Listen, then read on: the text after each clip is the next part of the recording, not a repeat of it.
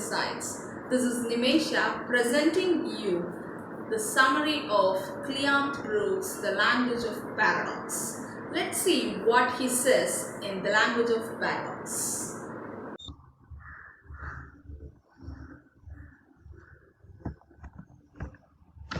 Brooks is an American literary critic and professor best known for his contribution to new criticism. So his works are the well-wrought studies in the structured poetry, modern poetry and the tradition, and the language of paradox. So what do you mean by paradox? It's two ideas which cannot be brought together, and it is two cross-ends. Okay. On the superficial level, you see one meaning and you have a different underlying meaning in any literary text. That is called paradox.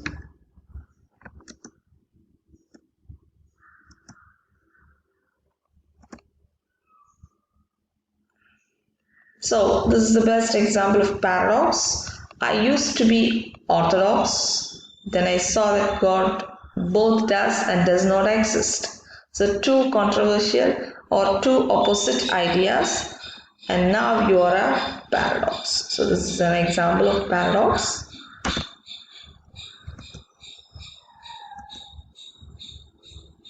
So the language of poetry is the language of paradox according to Brooks. It's a language of sophistry, hard, bright and wit, and it is not the language of the soul. It is considered intellectual than emotional and rational than irrational. So the language of paradox, it makes it a permissible feature of an epigram or a satire, sub-varieties of poetry, but not of poetry itself. And also paradox is the language of appropriate and inevitable to poetry. And without paradox, poetry cannot exist. Poetic truth can be approached only in terms of paradox. And he takes examples from certain poems. And one of the poems that have been explained by Brooks in the language of paradox essay is William Wordsworth's It is a Beauteous Evening. So Wordsworth is a poet who distrusts sophistry and relies greatly on simplicity. And his poems would not provide too many examples of paradoxes, yet a typical Wordsworth's poem is based upon a paradoxical situation, as we can see in It is a Beauteous Evening.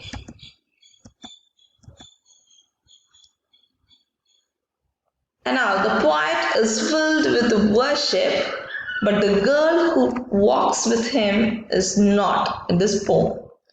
The implication is that the girl should become nun-like as the evening is, making her less worshipful than the inanimate nature. And it both underlies and informs the poem, as can be seen in the employment of the epithet nun for the evening. The calm of the evening represents worship, which corresponds to the visible trappings of the nun. And again, it suggests not a mere holiness, but a strict pharisaical holiness, which is a foil to the symbol of her continual secret worship. Which is the strict holiness is only with the nuns and not with ordinary human beings. So now, the underlying paradox is striking. The innocent girl with her unconscious sympathy is all for nature, worships more deeply than the self-conscious poet who advises her to worship. And the poet's worship is, or the devotion is, momentary and sporadic. This pharisaical holiness is what the girl's careless innocence. The paradox runs deeper than this contrast in the poem.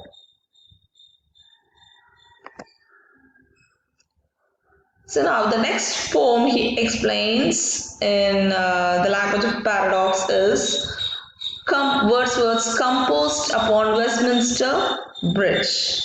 So Brooks, he contends that the poem offers paradox not in details, but in the detail the speaker creates. The power of the poem seems to be drawn from the paradoxical situation out of which the poem arises. So, in expressing his surprise that the city should be able to wear the beauty of the morning at all, the poem creates points of almost shocked expression, as the beauty is only with the mountains, valley and etc. that is something nature, and not with the city London that has been created by man. Though London is man-made, it is part of the nature too. And the river that is natural but is not natural to the poet because it is glided by the ways man want them to.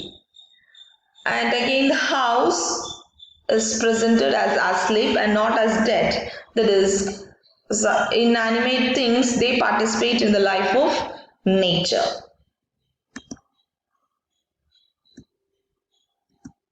And now Wordsworth's Ideas of Poetry is, in his preface to the second edition of the Lyrical Ballads, he tells, to choose incidents and situations from common life and to treat them with ordinary things that should be presented to the mind in an unusual aspect. This is what we can see in Wordsworth's poems. He chooses incidents and situations from common life and he presents the ordinary things in an unusual aspect that is very capturing.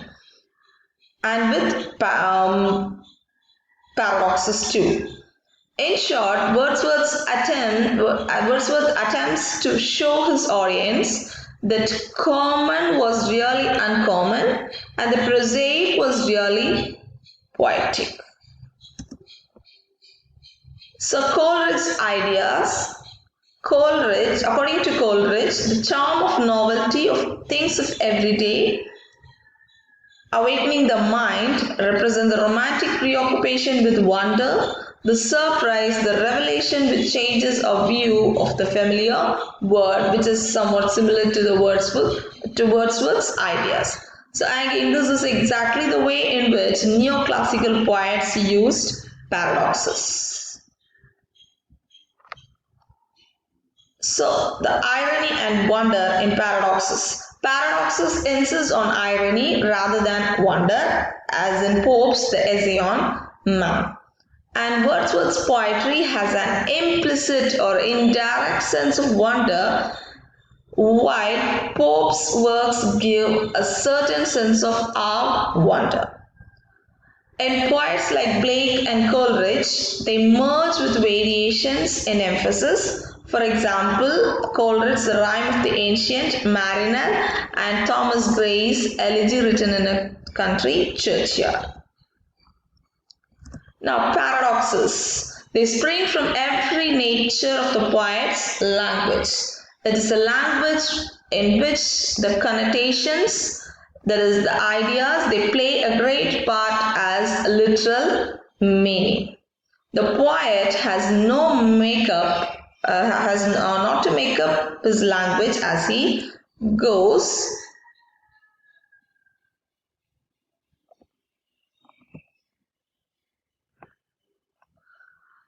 So T.S. Eliot has commented upon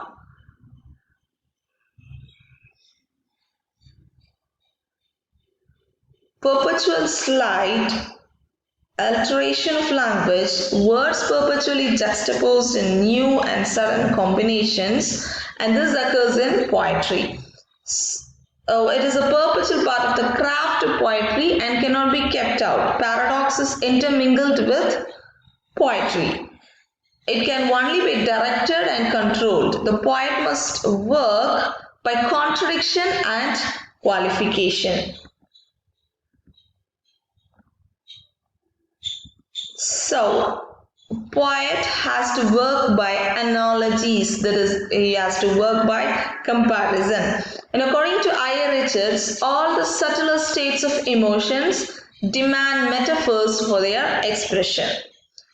And it is, however, not impossible that the metaphors will fit on the same plane, and this makes the continual tilting of the planes as immediate necessity.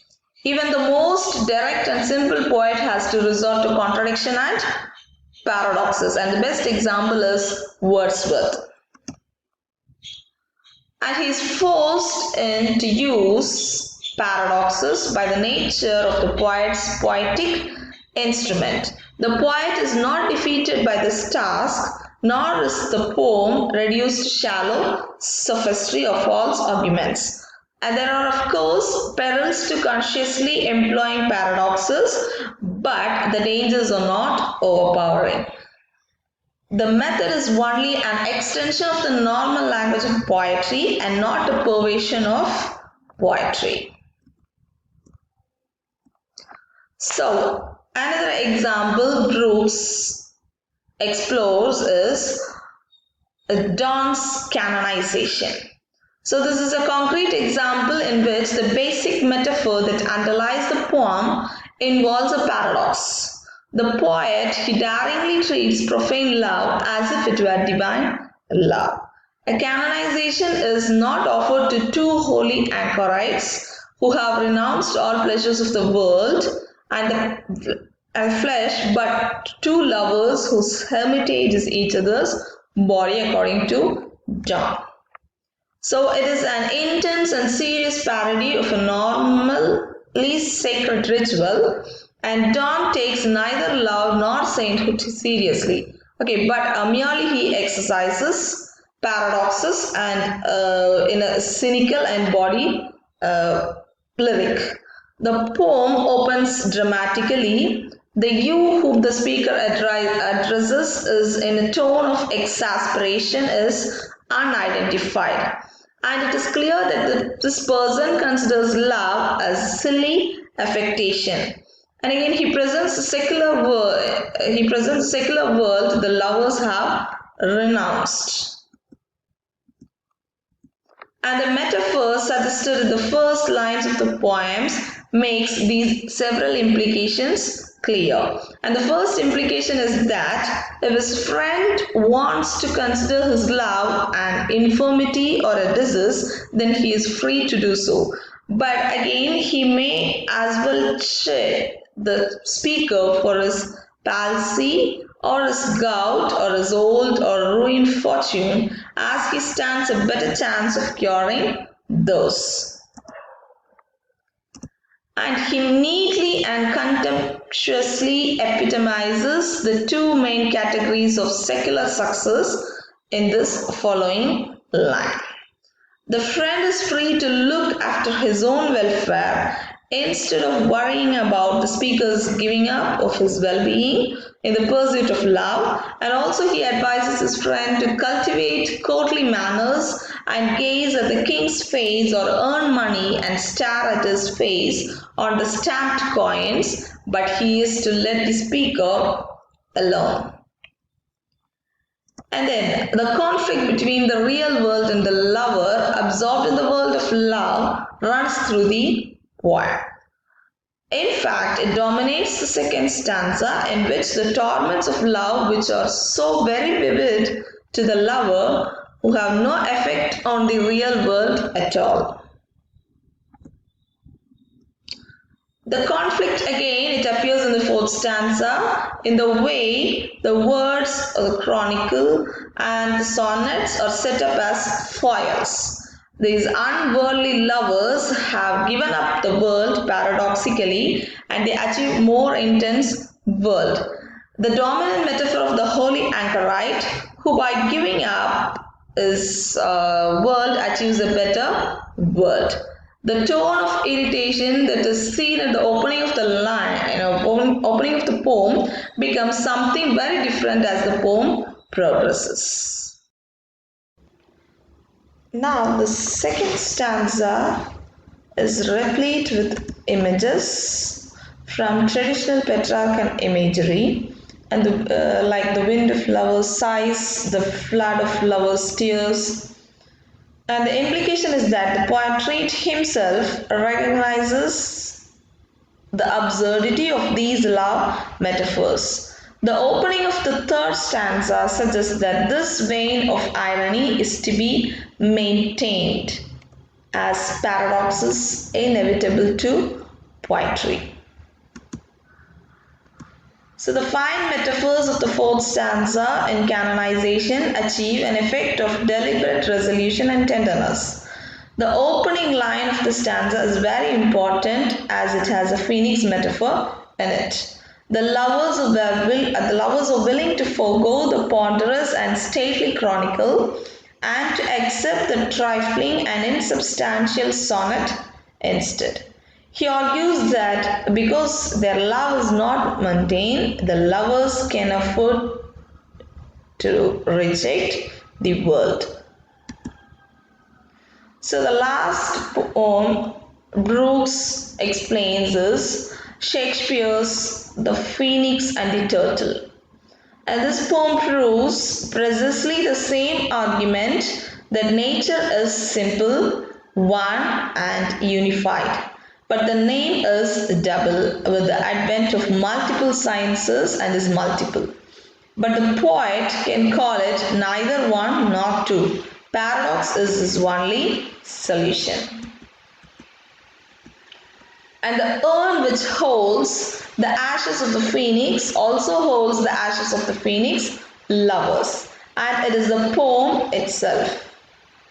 It has close parallels with Keats' urn which contained truth and beauty as well as Shakespeare's urn which held beauty, truth and rarity.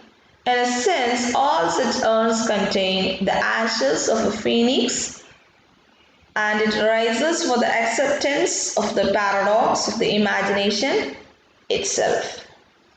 So, viewers, at last, on the whole, Brooks deliberately supports that poetry is a language of paradox and it is not the language of the soul, and also poetry is inevitable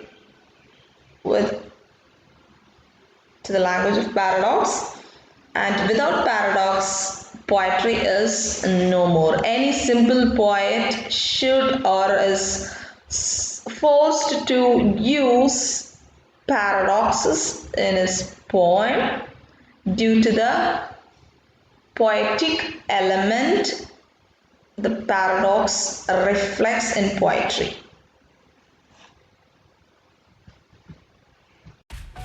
Thank you and stay tuned to my channel for more videos on literature.